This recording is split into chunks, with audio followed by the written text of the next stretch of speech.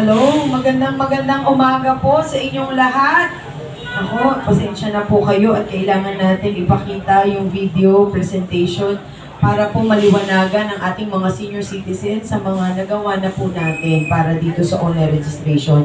Unang-una sa lahat po, ang online registration po ay programa ng National Commission of Senior Citizen na magkaroon na ng database po ang ating mga senior citizen. Ibig sabihin na makuha na po lahat ang bilang at gaano pa talaga karami po yung mga tutulungan nating mga senior citizen.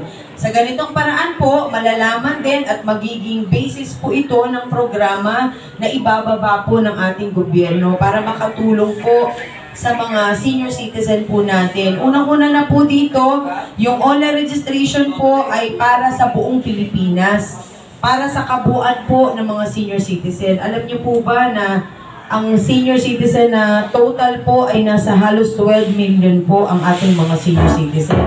Na kung saan, syempre araw-araw nadadagdagan po ito dahil syempre may nagbo-birthday, meron pong dumadagdag sa inyong club. So, ibig sabihin po, ito rin yung paraan natin para matutukan naman po yung pagmamalasakit natin sa ating mga senior citizen.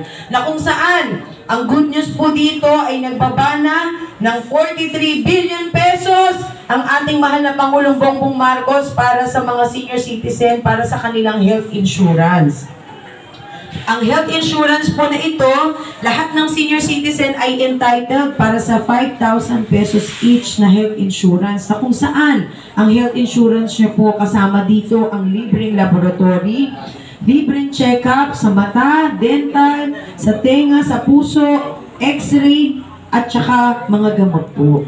So, ibig sabihin, malaking bagay po ito para sa ating mga senior citizen na kayo po ay makatanggap ng mga benepisyo. Bakit po natin ito ginagawa at bakit po ito ginagawa ni Ms. Mara Tamundong? Siyempre, unang-una sa lahat, hindi naman po matatawaran ang ginawang sakripisyo ng ating mga magulang. Yung ating mga senior citizen na siya pong nagtaguyod at nagpaaral sa ating mga anak. At least man lang po, sa pagkakataong ito, matutukan at mabigyan po ng programa bilang ito na po ang pasasalamat sa ating mga senior citizen. Masaya po ba kayo na meron na kayong programa para sa inyong lahat? Siyempre po, di po ba, yung mabigyan ka lamang na atensyon, bigyan pa ng budget, at higit sa lahat, meron ng nagmamahal at tututok po sa ating mga senior citizen. Ang National Commission of Senior Citizen ay sarili nyo pong ahensya. Ibig sabihin, maswerte po kayo dahil meron na kayong tahanan na siya pong magbibigay ng totoong paglilingkod sa ating mga senior citizen. Dahil maswerte po ang ibang senior na nakaipon at mayroong panggastos. Pero para sa mga ibang senior citizen na wala pong pamilya, walang anak, walang trabaho, ito po ay isang malaking bagay sapagkat kahit paano yung ahensya po ninyo ay magiging katuwang nyo na at magkakaroon ng magkakalinga at magbibigay ng totoong pagmamalasakit sa ating mga senior citizen.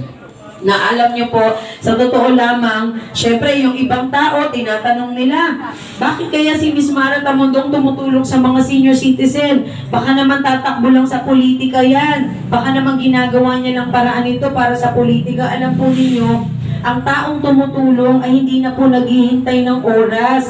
Hindi na po naghihintay na ikaw ay makaupo. Dahil sa pagtulong, dapat kahit nasa politika ka o wala, dapat tumulong ka talaga kung ang puso mo ay para sa pagtulong. Ito naman pong ginagawa ko, halos 3 taon na po ako bumababa sa bawat barangay. Ipinapaliwanag itong programa po ng NCSC.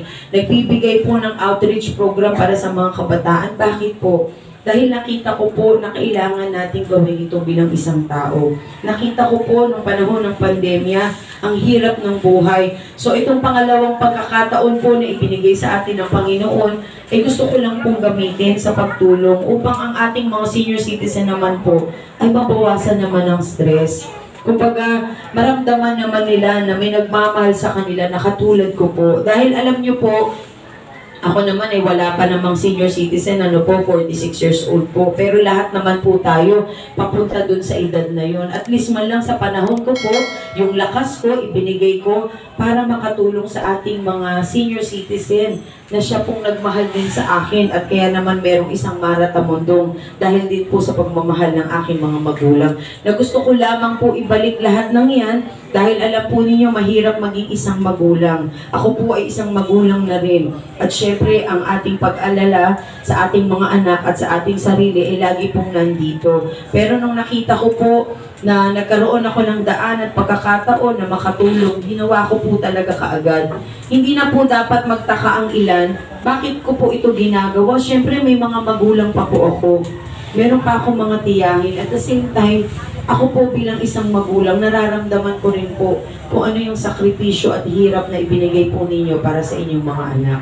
Ito po ay bilang isang pasasalamat lamang dahil natural lamang kapag ikaw talaga ito toong tao at maglilingkod, bababa at bababa ka para sa ating mga kababayan. Kaya naman palakpakan po natin ang ating mahal na Pangulong Bongbong Marcos at ang National Commission of Senior Citizen at syempre bilang isang maratamundong na tinawag nga po akong superhero ng mga senior citizen dahil nga po sa sobrang pagmamahal ko sa mga senior.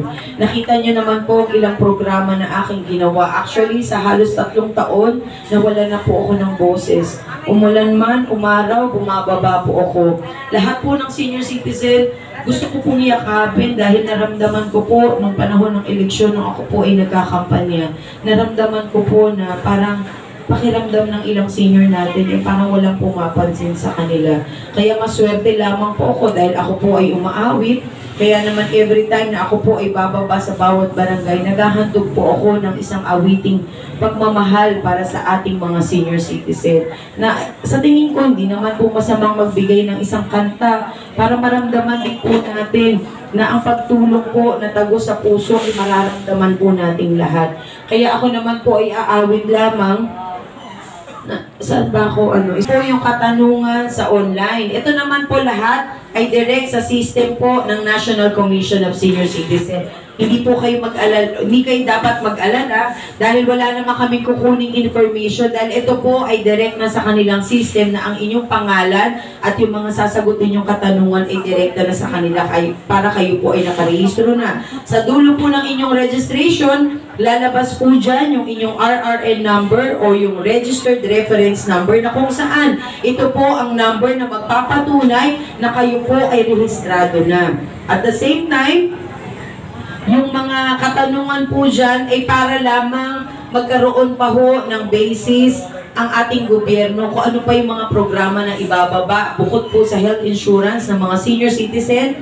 Meron na pong cash gift ang ating mga senior kapag kayo po ay tumungtong sa edad na 80, 85, 90, 95 years old, makakatanggap po kayo ng 10,000. Pag tungtong nyo po ng 100 years old, 100,000.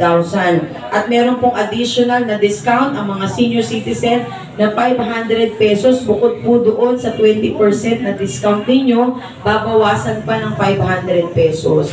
Sa kung pabili nyo po ng gamot o ilang grocery.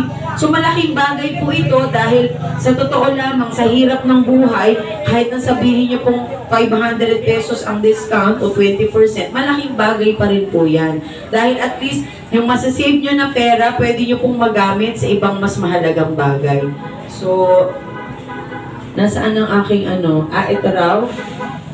Magbibigay lang po ako ng isang awitin para kahit paano naman, matandaan niyo naman po ako na ako po ay bilang isang anak niyo na po nandito para magbigay lamang po ng pagmamahal at mensahe ng pagmamahal para sa ating mga senior citizen.